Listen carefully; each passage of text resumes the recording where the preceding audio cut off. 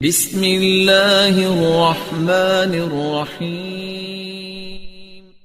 امام بخاری کو محدثین کی جماعت میں ایک خاص مقام حاصل ہے۔ امام بخاری وہ شخص ہیں جنہوں نے رسول اللہ صلی اللہ علیہ وسلم اور صحابہ کرام رضی اللہ عنہم کی احادیث اور روایات جمع کرنے کا عظیم کام انجام دیا۔ اس کام میں انہوں نے اپنی زندگی کی آسائش، آرام، دولت سب کچھ قربان کر دیا۔ اس کام میں جو کامیابی امام بخاری کو حاصل ہوئی وہ کسی دوسرے محدث کے حصے میں نہ آ سکی۔ اس لیے آپ امام المحدثین اور امیر المومنین فی الحدیث قرار پائے۔ ان کی پرکھی ہوئی احادیث پر مکمل وثوق کا اظہار کیا گیا۔ آپ نے یہ کام انجام دے کر جفاکشی کی ایک مثال قائم کر دی۔ مسلمانان عالم آج امام بخاری سے خاص محبت رکھتے ہیں۔ جن احادیث پر بخاری کا حوالہ نظر آ جائے آنکھیں بند کر کے اس پر اعتماد کرتے ہیں۔ ان حالات میں ایسے شخص کے حالات کون جاننا پسند نہیں کرے گا؟ لہذا یہ کہنا بالکل بجا ہے کہ یہ سی ڈی اہم نوعیت کی قیمتی ترین سی ڈی ہے۔ تو آئیے سنتے ہیں امام بخاری، پیشکش محمد طارق شاہد۔ ماں باپ نے امام بخاری رحمت اللہ علیہ کا نام محمد رکھا۔ آپ کی کنیت ابو عبداللہ تھی۔ والد کا نام اسماعیل بن ابراہیم بن مغیرہ تھا۔ ان کی کنیت ابو الحسن تھی۔ بڑے پائے کے محدث تھے۔ امام مالک رحمت اللہ علیہ کے شاگرد تھے۔ گویا امام بخاری اور ان کے والد دونوں ہی محدث تھے۔ یہ فخر اسلام میں کم لوگوں کو حاصل ہوا۔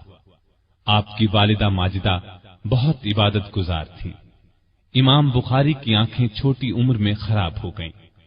طبیب علاج نہ کر سکے۔ والدہ محترمہ نے اللہ سے دعا کی تو ایک خواب میں انہیں بشارت دی گئی کہ تمہارے رونے اور دعا کرنے پر اللہ نے تمہارے بیٹے کی بینائی لوٹا دی ہے۔ والدہ کہتی ہیں اسی صبح میرے بیٹے محمد کی آنکھیں درست ہو گئیں اور پھر بینائی اس قدر تیز ہو گئی کہ آپ نے تاریخ کبیر چاند کی روشنی میں لکھی۔ امام بخاری اجمی النسل تھے۔ ان کے پردادا مغیرہ نے بخارا کے حاکم یمان جعفی کے ہاتھ پر اسلام قبول کیا۔ بخارا میں رہائش اختیار کی۔ آپ کے والد اسماعیل نے حماد بن زید، امام مالک، ابو معاویہ سے احادیث روایت کی۔ عبداللہ بن مبارک کی صحبت میں رہے۔ امام بخاری نے خود اپنے والد کا ذکر تاریخ کبیر میں کیا ہے۔ احمد بن حفص کہتے ہیں کہ امام بخاری کے والد اسماعیل نے اپنی وفات کے وقت کہا تھا، میرے علم کے مطابق میرے مال میں ایک درہم بھی حرام کا یا مشتبہ نہیں ہے۔ زمین کے جس خطے میں امام بخاری کی ولادت ہوئی وہ علاقہ خراسان کا مشہور شہر بخارا ہے۔ بخارا ماوراء النہر کے شہروں میں ایک قدیم، بڑا اور شاندار شہر ہے۔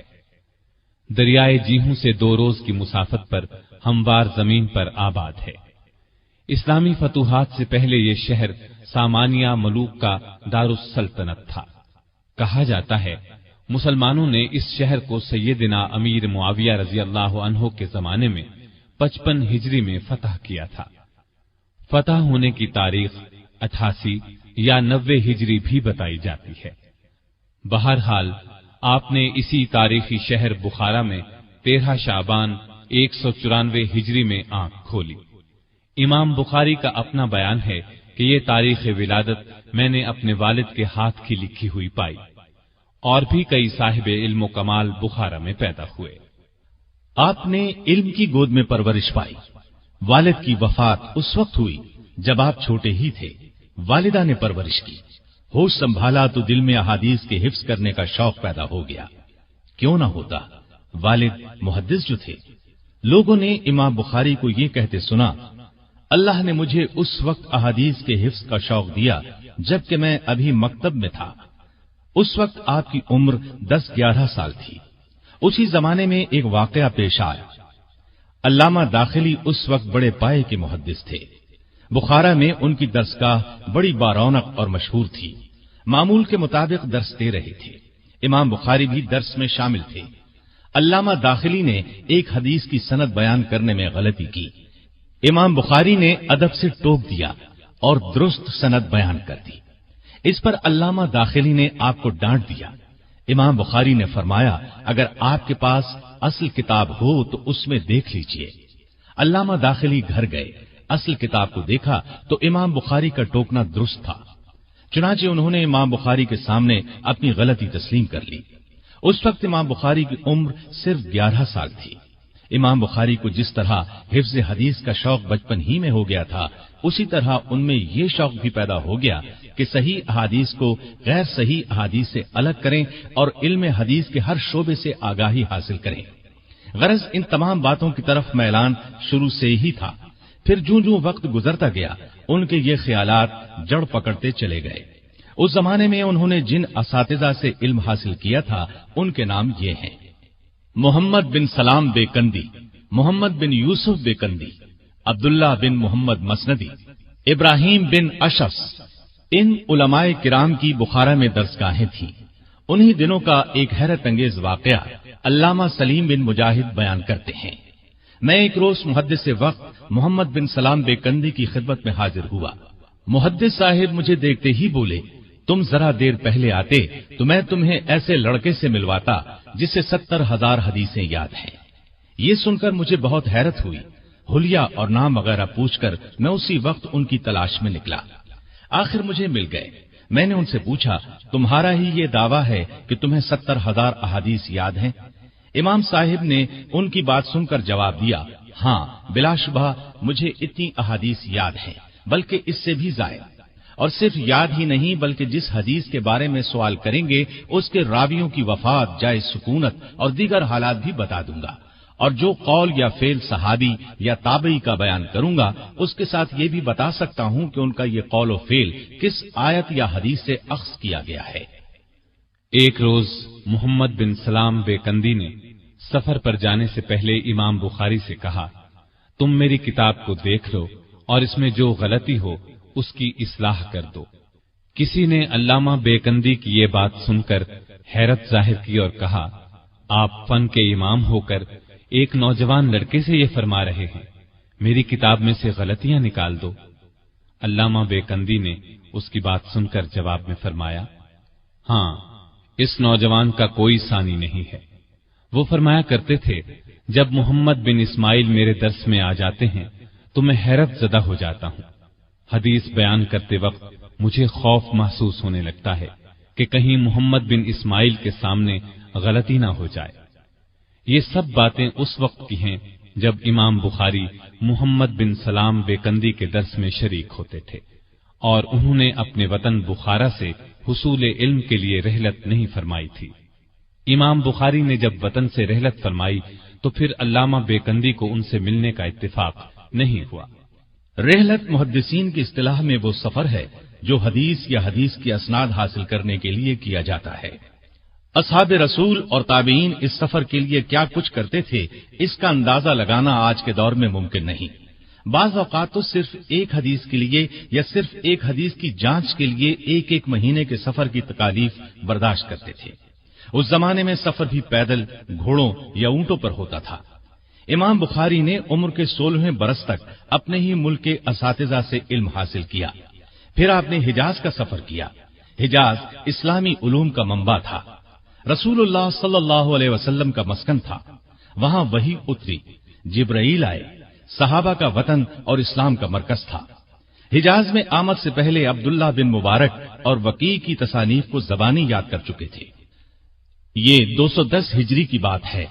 اس وقت تک امام بخاری نے اپنے ہی وطن میں وہ فضل و کمال حاصل کر لیا تھا جو بڑے تعجب کی نگاہ سے دیکھا جاتا تھا۔ یہ کمال بڑے بڑے اماموں کو زندگی بھر نصیب نہیں ہوا تھا۔ 16ویں برس اپنی والدہ کے ساتھ مکہ معظمہ پہنچے۔ اس سفر میں آپ کے بڑے بھائی احمد بھی ساتھ تھے۔ والدہ اور بھائی تو حج سے فارغ ہونے پر وطن واپس چلے گئے، لیکن امام بخاری نے وہیں قیام فرمایا۔ علم کی تکمیل کے لیے اب آپ مکے کے شیوخ کی درسگاہوں میں شریک ہونے لگے۔ اس وقت مکے میں فن کے امام یہ لوگ مانے جاتے تھے: امام ابو الولید احمد بن ارزقی، عبداللہ بن یزید، اسماعیل بن سالم الصائغ، ابو بکر عبداللہ بن زبیر حمیدی وغیرہ۔ مکے کے بعد آپ نے مدینے کا رخ کیا۔ اس وقت وہاں دنیا بھر سے لوگ سفر کر کے آتے تھے، علوم نبویہ سیکھتے تھے۔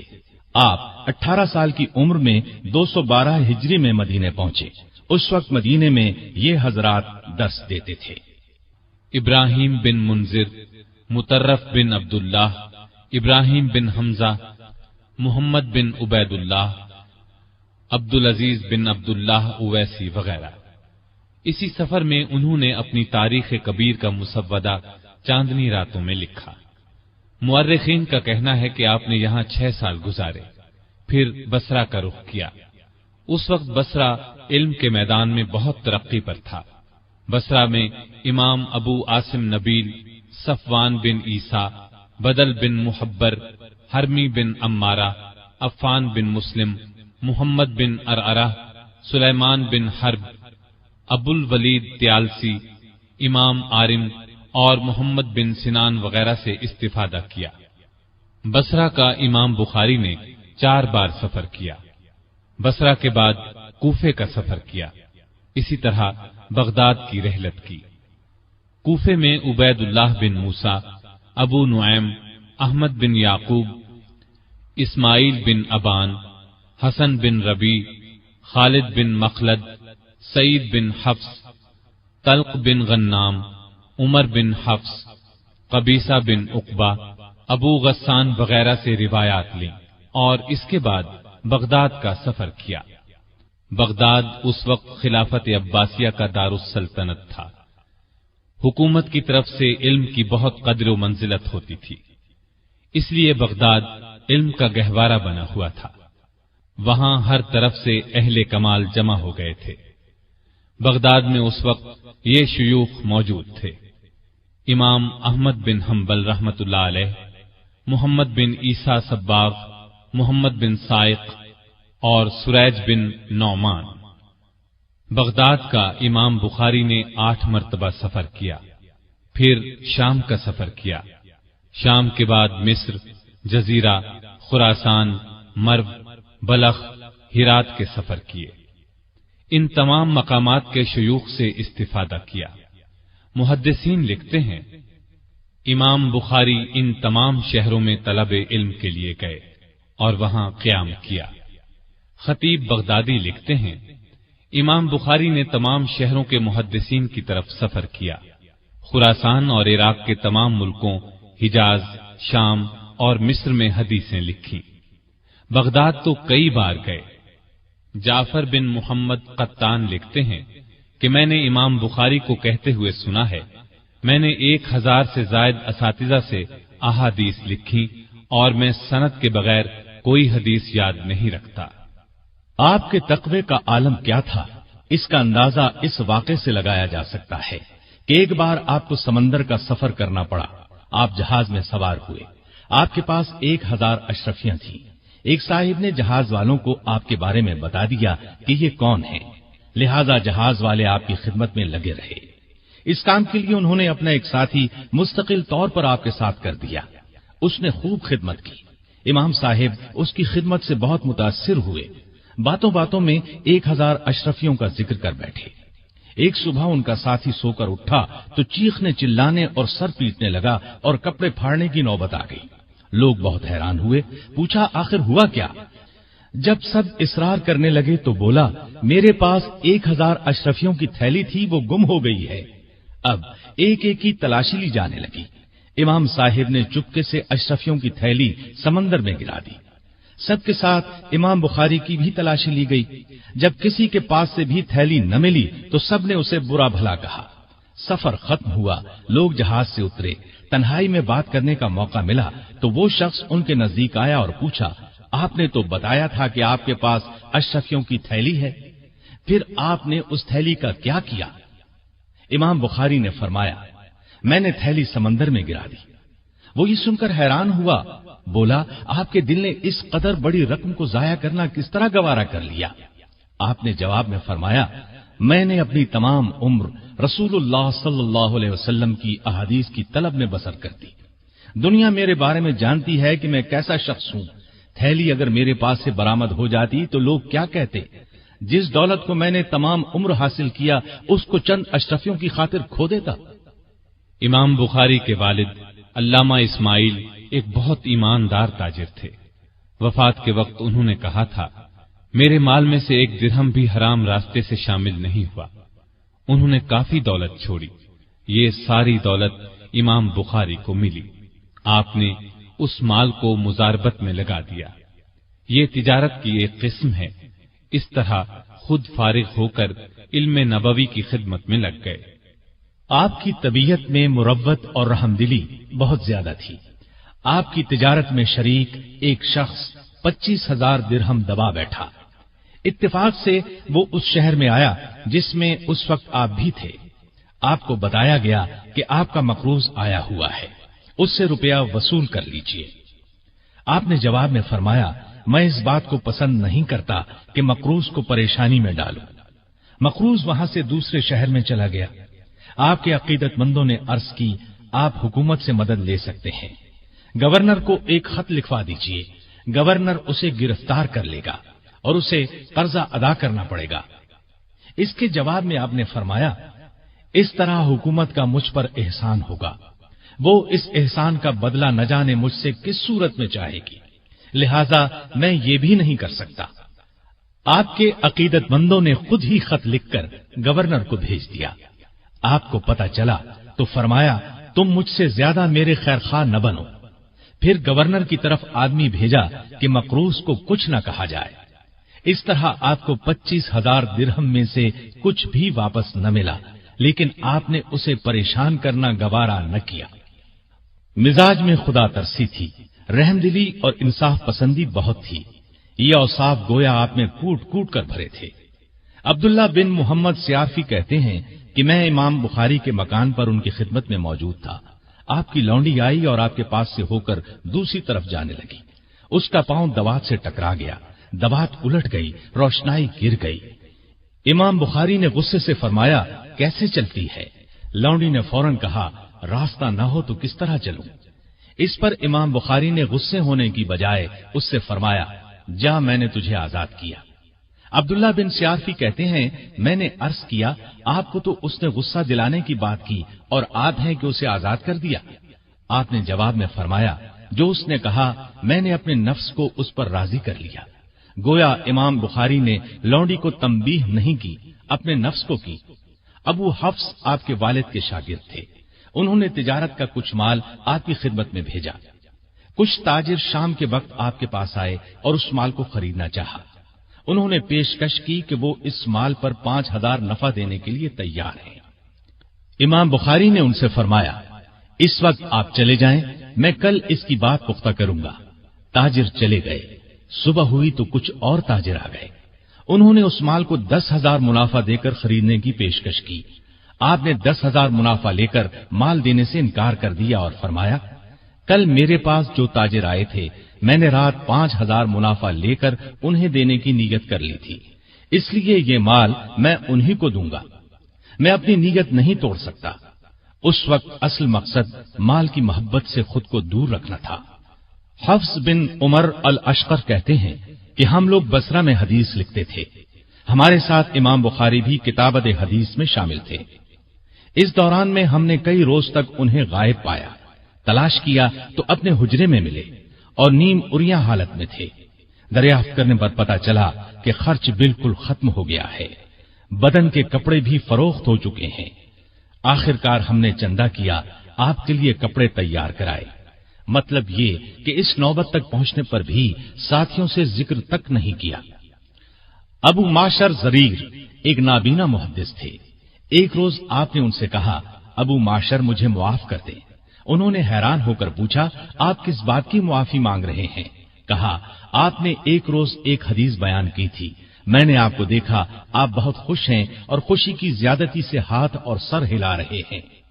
आपको इस हालत में देखकर मैं मुस्कुरा उठा, इसलिए आप मुझे मुआफ कर दें। अबू माशर ने कहा, अल्लाह आप पर रहम फरमाए। आपसे किसी तरह की बात पुर्स नहीं। एक मर्तबा एक शख्स ने आपकी दाढ़ी में से तिनका निकालकर वहीं मस्जिद में डाल दिया। جب تک لوگ آپ کی خدمت میں موجود رہے اور باتیں کرتے رہے، آپ کی نگاہ برابر اس تنکے کی طرف رہی۔ آخر لوگوں کی نظر بچا کر آپ نے اس تنکے کو اٹھایا اور اپنی آستین میں رکھ لیا، پھر مسجد کے باہر ڈالا۔ یہ مسجد کا ادب اور احترام تھا، اور مطلب یہ تھا کہ جس چیز سے داڑھی کو صاف رکھا جائے اس سے مسجد کو بھی صاف رکھنا چاہیے۔ خالد بن احمد زحلی بخارا کا گورنر تھا۔ اس نے آپ سے درخواست کی کہ آپ شاہی محل میں آ کر مجھے اور شہزادوں کو حدیث اور تاریخ کا درس دیں۔ امام بخاری نے صاف انکار کر دیا اور ان کو بتا دیا کہ علم کے قدردان اب بھی موجود ہیں جن کو دنیا کی کوئی پرواہ نہیں۔ جو پیغام لے کر آیا تھا اس کی زبانی کہلا بھیجا۔ میں حرم شاہی میں جا کر خوشامدی نہیں بننا چاہتا، اس میں علم کی بے قدری ہے۔ اب گورنر نے درخواست کی کہ اگر آپ حرم شاہی میں تشریف لانا پسند نہیں کرتے تو شہزادوں کے لیے خاص وقت دیں جس میں عام لوگ نہ ہوں۔ آپ نے جواب میں فرمایا، یہ نبی اکرم صلی اللہ علیہ وسلم کی میراث ہے، اس میں عام خاص سب کا برابر حصہ ہے۔ میری درسگاہ اور مسجد کا دروازہ ہر وقت اور ہر شخص کے لیے کھلا ہے، جسے شوق ہو آ کر فائدہ اٹھا لے، کسی کے لیے روک ٹوک نہیں۔ میں کبھی ایسی درخواست منظور نہیں کر سکتا۔ اگر میرے جواب سے ناخوش ہو تو بزور میرا درس روک دو۔ اس صاف اور بے لاگ جواب سے والی بخارا سخت برہم ہوا اور شہر سے آپ کو باہر نکالنے پر تل گیا، لیکن امام بخاری کا سکہ تمام مسلمانوں پر ایسا جمع ہوا تھا کہ وہ طاقت کے بل پر بھی کچھ نہ کر سکا۔ آخر دوسرا طریقہ اختیار کیا، چند لوگوں کو اس بات کے لیے مقرر کیا کہ امام بخاری پر کوئی ایسا الزام لگایا جائے کہ عام لوگ آپ سے بدظن ہو جائیں۔ چنانچہ ایک جھوٹا الزام لگایا گیا اور شہر چھوڑنے کا حکم دے دیا گیا۔ الزام یہ تھا کہ امام بخاری قرآن کے الفاظ کے مخلوق ہونے کے قائل ہیں۔ اس پر شہر میں ہنگامہ کھڑا ہوا۔ یہ ہنگامہ بھی دراصل ان لوگوں نے کھڑا کیا تھا۔ آپ شہر چھوڑنے پر مجبور ہو گئے۔ شہر سے جاتے وقت آپ نے یہ بد دعا دی، اے اللہ، جس بات کا ان لوگوں نے مجھ پر الزام لگایا ہے تو وہی بات ان کی اپنی ذات اور ان کی اولاد میں دکھا۔ چند روز بعد ہی اس دعا کا اثر ظاہر ہوا۔ خراسان کے حکمران نے بخارا کے حاکم خالد بن احمد زحلی کے بارے میں یہ فرمان جاری کیا کہ اسے گدھے پر بٹھا کر شہر میں گھمایا جائے، اس کے بعد قید میں ڈال دیا جائے۔ انجام یہ ہوا کہ یہ قید میں ہی مر گیا۔ جن لوگوں نے امام بخاری پر الزام لگانے میں حصہ لیا تھا ان میں سے ہر ایک کا انجام بد سے بدتر ہوا۔ ان میں سے حریث بن ورقہ کو تو وہ ذلت اٹھانا پڑی جو بیان سے باہر ہے۔ الزام لگانے کے لیے حاکم بخارا نے اس شخص کو آگے کیا تھا۔ امام بخاری بخارا سے نکل کر بیکند پہنچے، لیکن اس الزام کی خبر بیکند بھی پہنچ چکی تھی۔ وہاں دو فریق ہو گئے۔ ایک امام بخاری کو اس الزام سے بری سمجھتا تھا، دوسرا گروہ مفسدوں کا تھا۔ امام بخاری نے اس صورتحال میں وہاں ٹھہرنا مناسب نہ سمجھا۔ اس دوران میں سمرقند کے لوگوں کو آپ کے بیکند پہنچنے کی خبر مل گئی۔ انہوں نے آپ سے درخواست کی کہ سمرقند تشریف لے آئیں اور مسند درس سنبھالیں۔ آپ نے درخواست منظور فرمائی اور سمرقند کے لیے روانہ ہوئے۔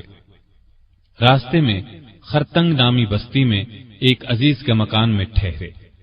تہجد کی نماز میں آپ نے دعا کی، اے اللہ، تیری زمین کشادہ ہونے کے باوجود مجھ پر تنگ ہو گئی ہے، مجھے اپنے پاس بلا لے۔ اللہ نے ان کی دعا قبول کر لی۔ چند روز کے بعد آپ نے وہیں وفات پائی۔ جس عزیز کے ہاں آپ ٹھہرے ہوئے تھے اس کا نام غالب بن جبریل تھا۔ وہ کہتے ہیں چند روز تک امام بخاری میرے مکان پر تندرست رہے، آخر بیمار ہو گئے۔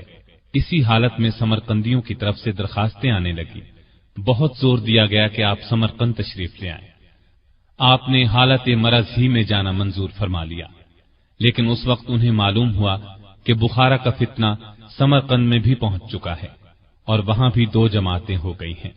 تو آپ نے اپنے لیے دعا فرمائی، اے اللہ، مجھے اپنے پاس بلا لے، مجھ پر تیری زمین کشادہ ہونے کے باوجود تنگ ہو گئی ہے۔ ادھر اختلافات کے بعد سمرقند والوں نے اس الزام کے بے بنیاد ہونے پر اتفاق کر لیا اور آپ کو سمرقند لے جانے پر زور دیا۔ آپ نے سواری طلب کی، چلنے کی تیاری کی، موزے پہنے، امامہ باندھا۔ ایک صاحب نے سہارا دینے کے لیے دونوں بازو تھامے، سواری کی جانب 15-20 قدم بڑھے ہوں گے کہ فرمایا، مجھے چھوڑ دو، کمزوری بڑھتی جا رہی ہے۔ امام بخاری نے ہاتھ اٹھا کر کچھ دعائیں کی اور لیٹ گئے۔ آپ کے جسم سے بے تحاشا پسینہ جاری ہو گیا، یہاں تک کہ آپ عید الفطر کی شب 256 ہجری میں انتقال کر گئے۔ اس وقت آپ کی عمر قریباً 62 برس تھی۔ انا للہ و انا الیہ راجعون۔ روح پرواز کر جانے کے بعد بھی جسم پر پسینے کا اثر تھا۔ آخر غسل دے کر کفر میں لپیٹ دیے گئے۔ عید الفطر کے دن بعد نماز ظہر وہیں خرتنگ نامی بستی میں آپ کو دفن کر دیا گیا۔ اس طرح یہ آفتاب عالم، احادیث رسول کا خادم، دنیا بھر کے انسانوں پر احسان کرنے والا، علوم نبویہ کا ماہر رخصت ہو گیا۔ مرنے سے پہلے وصیت فرمائی، مجھے سنت کے مطابق 3 کپڑوں میں کفن دینا، ان میں کرتا اور عمامہ نہ ہو۔ امام بخاری کی وفات پر علماء امت نے بہت حسرت ظاہر کی۔ یحییٰ بن جعفر بیکندی نے آپ کی وفات کی خبر سن کر فرمایا، امام بخاری کی موت علم کی موت ہے۔ آپ نے کوئی اولاد نہیں چھوڑی، یہ درست ہے، آپ نے کوئی سلبی اولاد نہیں چھوڑی، لیکن آج امام بخاری کی روحانی اولاد کروڑوں میں ہے۔ امام بخاری جس خطے میں تشریف لے جاتے، مسلمانوں کا ان کے گرد ہجوم ہو جاتا تھا۔ لوگ ان کے فضل اور کمال کی حکایات سن سن کر انہیں دیکھنے کی تمنا کیا کرتے تھے، اس لیے جہاں پہنچتے وہاں ہجوم کی وجہ سے تل دھرنے کی جگہ نہ ملتی۔ علم کی تکمیل کے بعد جب آپ نے بخارا کا ارادہ فرمایا تو بخارا والے استقبال کے لیے شہر سے باہر امڈ آئے۔ شہر سے باہر 3 میل تک خیمے لگ گئے۔ شہر میں شایان شان طریقے سے لایا گیا۔ ایسا ہی استقبال نیشا پور میں ہوا۔ ایک بار بغداد تشریف لے گئے۔ یہ بنو عباس کا دارالخلافہ تھا۔ اہل بغداد تک آپ کی شہرت پہلے ہی پہنچ چکی تھی، اس لیے زبردست استقبال ہوا۔ بصرے میں بھی یہی ہوا۔ آپ ابھی بچے ہی تھے کہ ایک روز احمد بن حفص نے آپ کا چہرہ اور حافظہ دیکھ کر کہا، ان کا ڈنکا بجے گا۔ حاشد بن اسماعیل کہتے ہیں کہ امام بخاری ہمارے ساتھ بصرے کے شیوخ کی درسگاہوں میں شامل ہوتے، لیکن وہ ساتھ ساتھ لکھتے نہیں تھے۔ اس حالت میں کچھ دن گزر گئے۔ آخر ہم نے انہیں سمجھانا شروع کیا کہ جب تک آپ ساتھ ساتھ لکھیں گے نہیں، درسگاہ میں بیٹھ کر حاصل کیا کریں گے؟ یوں ہی اپنا وقت برباد کر رہے ہیں۔ تو انہوں نے جواب نہ دیا، لیکن جب ہماری باتیں سن سن کر گھبرا گئے تو فرمانے لگے، تم لوگ حد سے تجاوز کر گئے ہو۔ اچھا، اب تک تم نے جو کچھ لکھا ہے سناتا ہوں، تم اپنے لکھے ہوئے اجزاء سامنے رکھو۔ ہم نے ایسا ہی کیا۔ امام بخاری نے وہ سب سنا دیا جو ہم نے لکھا تھا۔ اس کے علاوہ بھی 15,000 احادیث سنا دی، یہاں تک کہ ہم نے اپنے اپنے اجزاء کی اصلاح ان کے زبانی پڑھے ہوئے سے کی۔ بغداد میں ایک عجیب واقعہ پیش آیا۔ وہاں کے علماء نے آپ کے حافظے کی عجیب و غریب باتیں سن کر ان کا امتحان لینے کا پروگرام بنایا۔ 100 احادیث کو لیا گیا، ان کو بالکل الٹ پلٹ کر دیا گیا۔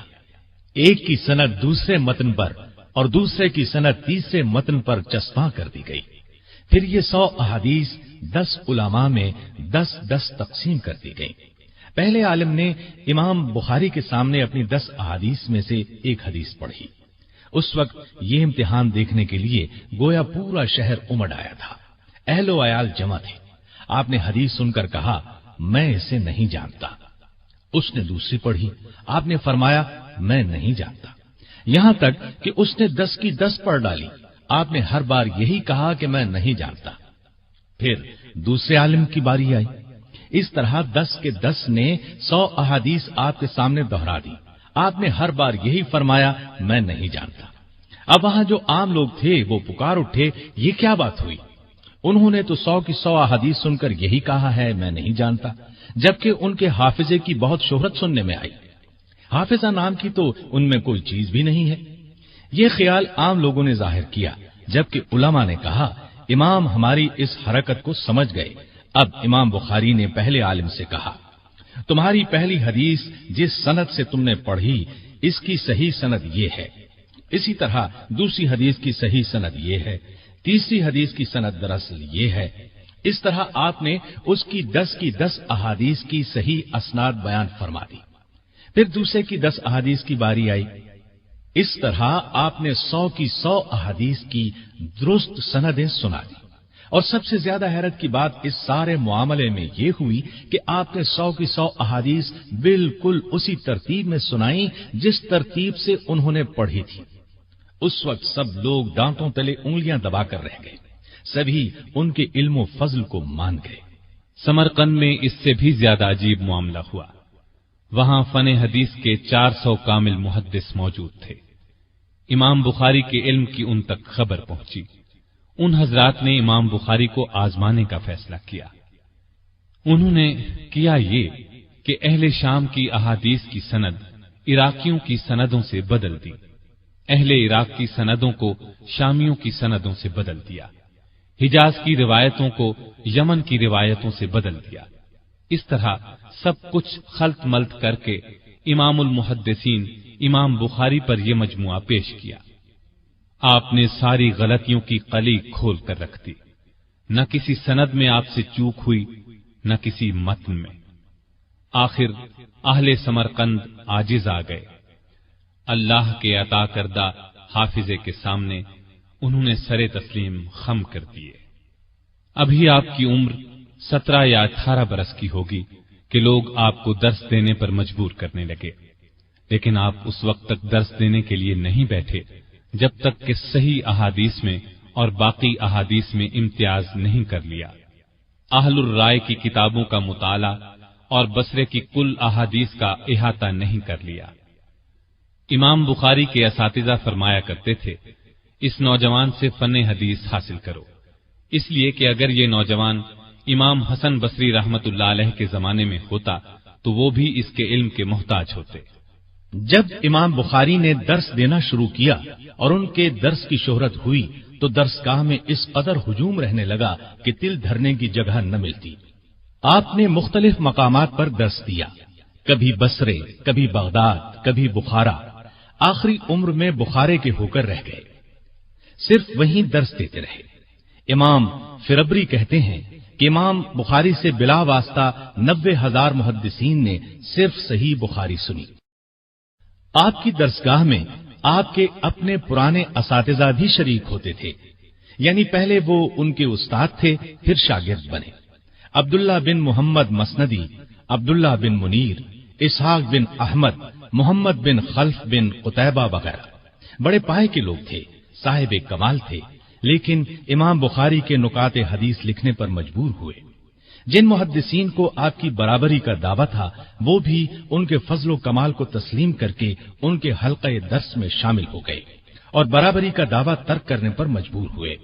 ऐसे लोगों में इमाम अबू ज़ुरा राजी, अबू हातिम राजी, इब्राहिम हरबी, अबू बकर बिन अबी आसिम, मूसा बिन हारून, अबू बकर मोहम्मद बिन इसहाक बिन खुजैमा, कासिम बिन जकरिया वगैरह शामिल हैं। ये लोग फने हदीस, फने तारीख, फने तादील और जरह के इमाम माने जाते हैं। ये सब इमाम बुखारी के दिलदादा थे, आपके हल्क़े दर्स में आकर आपकी तकारीर को लिखते थे। इमाम बुखारी के इन शागिर्दों के नाम भी सुन लें जिनकी आज आलम में बड़ी शोहरत पाई जाती है, जो फनून इस्लामिया के अहम रुकन माने जाते हैं, जिनकी रिवायात और अहादीस पर इस्लामी मसाइल का बड़ा दारोमदार है। इमाम मुस्लिम बिन हज्जाज, जिन्होंने सही मुस्लिम लिखी। इमाम अबू अब्दुर्रहमान निसाई, जिन्होंने निसाई शरीफ लिखी। इमाम अबू ईसा तिरमजी, जिन्होंने तिरमजी शरीफ लिखी। इमाम मोहम्मद बिन नस्र मरवजी, इमाम दारमी, इमाम इब्ने खुजैमा, ये सब हजरात बड़े पाए के मुहद्दिस और फकीह हैं। इमाम बुखारी अभी तालिब इल्म ही थे कि आपसे फतवा पूछा जाने लगा।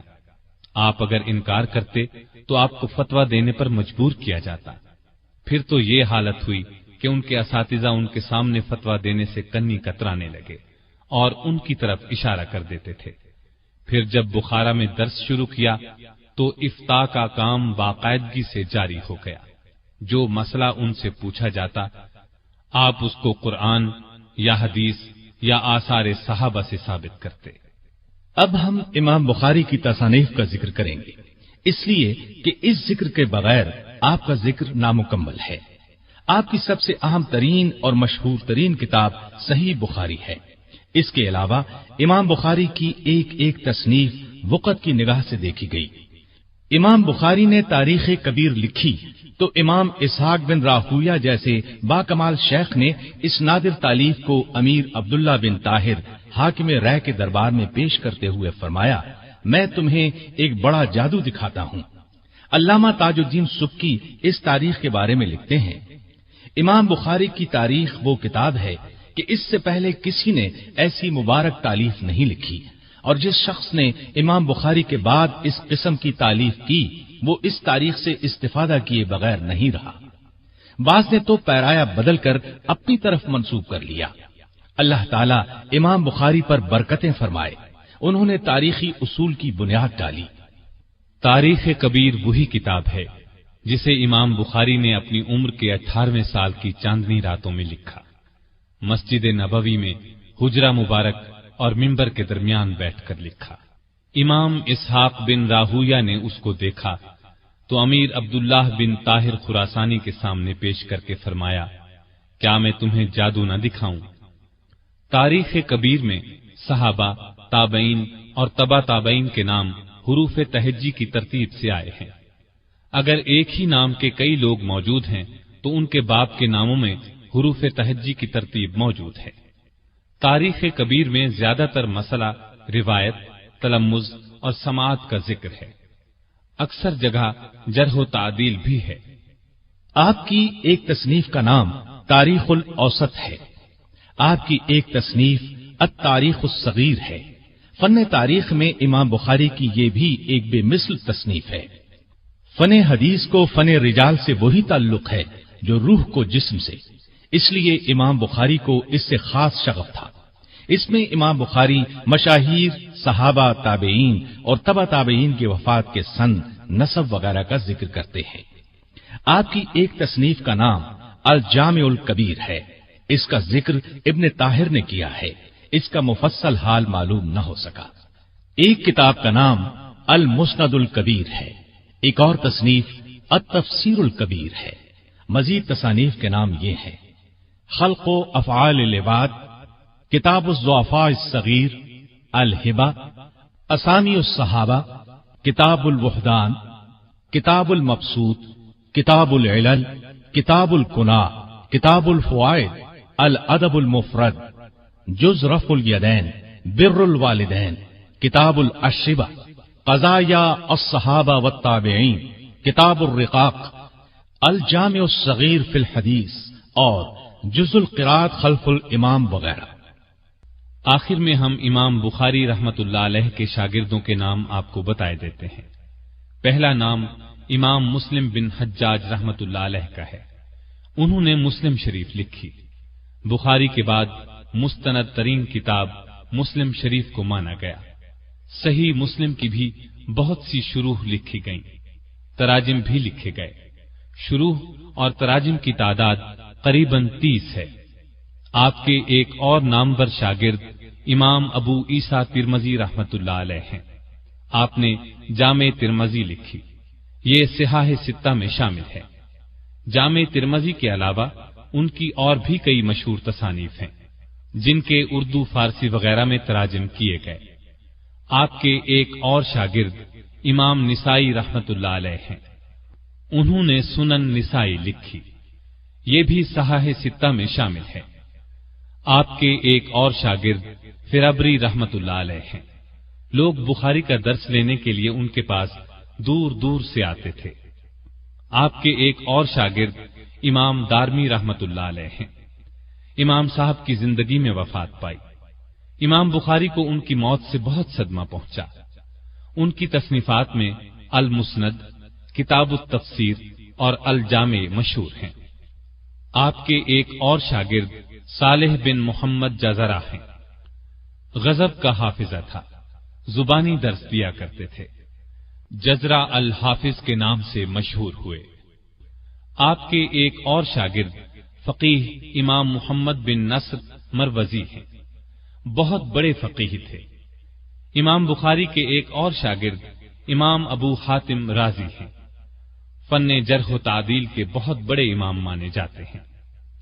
احادیث رسول کی تلاش میں ہمیشہ پیدل سفر کیا، بحرین سے مصر، مصر سے رم اللہ سے طرطوس تک پیدل سفر کیا۔ امام صاحب سے بہت کچھ استفادہ کیا۔ امام بخاری کے ایک شاگرد ابراہیم الحربی الامام رحمت اللہ علیہ ہیں، فن لغت، ادب، نحو اور فقہ کے امام مانے جاتے ہیں۔ علامہ ثعلب کہتے ہیں، میں نے امام حربی کو لغت اور نحو کی درسگاہ سے 50 برس کے دوران ایک بار بھی ناغہ کرتے نہیں دیکھا۔ طبیعت میں صبر اور قناعت اس قدر تھی کہ سلاطین کے وظائف اور تحائف کی طرف نظر اٹھا کر بھی نہیں دیکھتے تھے۔ آپ کے ایک شاگرد ابو بکر بن ابی عاصم الحافظ الکبیر ہیں، انہیں 50,000 احادیث زبانی یاد تھیں۔ اصفہان میں ایک مدت تک قاضی کے عہدے پر مامور رہے، امام بخاری کی درسگاہ میں باقاعدگی سے حاضری دیا کرتے تھے۔ امام بخاری کے ایک شاگرد ابن خزیمہ صاحب الفقہ والحدیث ہیں۔ حافظ ذہبی نے انہیں امام الائمہ اور شیخ الاسلام کا لقب دیا ہے۔ تصنیفات کی تعداد 144 بتائی جاتی ہے۔ فتاوی حدیثیہ کے 100 جزو لکھے۔ ان کی تالیف صحیح ابن خزیمہ مشہور ہے۔ یہ بھی امام بخاری کی درسگاہ میں حاضری دیتے تھے۔ امام بخاری کے ایک شاگرد ابو جعفر بن ابی حاتم وراق ہیں، یہ صحیح بخاری کے کاتب ہیں۔ امام بخاری کے نامور شاگردوں میں سے ہیں۔ صحیح بخاری کے بہت سے مقامات میں ان کا ذکر موجود ہے۔ امام بخاری کے محافظ دفتر بھی تھے۔ امام بخاری کے ایک شاگرد ابو عبداللہ حسین بن علی بن اسماعیل المحاملی ہیں، 10 سال کی عمر میں سماعت شروع کی۔ ان کی مجلس املا میں 10,000 تابعین جمع ہوتے۔ امام بخاری کے ایک اور شاگرد ابو اسحاق ابراہیم بن معقل نصفی ہیں، مغربی ممالک میں ان کی سند سے بخاری روایت کی جاتی ہے۔ امام بخاری کے ان شاگردوں میں سے ہیں جنہوں نے صحیح بخاری روایت کی اور ان سے سلسلہ روایت جاری رکھا۔ ان کے علاوہ بھی ہم آپ کو امام صاحب کے کچھ خاص طلبہ کے نام بتائے دیتے ہیں۔ یہ حفاظ حدیث ہیں جن کے مستقل تراجم لکھے گئے اور ان کی تصانیف آج بھی عالم کو فائدہ پہنچا رہی ہیں۔ ابو بکر بن ابی دنیا، ابو بکر بزاز، موسیٰ بن ہارون حمال، ابو بشر دولابی، محمد بن قتیبہ بخاری، ابو الفضل احمد بن سلمہ، عمر بن محمد، حسین بن محمد، یعقوب بن یوسف بن اخرم، عبداللہ بن محمد بن ناجیہ، سہل بن شازویہ بخاری، عبید اللہ بن واصل، قاسم بن زکریہ، ابو قریش محمد بن جمعہ، محمد بن سلیمان باغندی، ابراہیم بن موسیٰ، ابو بکر احمد بن صدقہ بغدادی، اسحاق بن داود صواف، حاشد بن اسماعیل بخاری، محمد بن عبداللہ بن جنید، محمد بن موسیٰ، جعفر بن محمد نیسابوری، ابو بکر بن ابی داود، ابو القاسم بغوی، ابو محمد بن سعید اور محمد بن ہارون حضرمی وغیرہ۔ یہ تھے نام ان حفاظ حدیث کے جو امام بخاری رحمت اللہ علیہ کے شاگرد خاص تھے، اور ان کے ساتھ ہی ہم امام بخاری کا تذکرہ ختم کرتے ہیں۔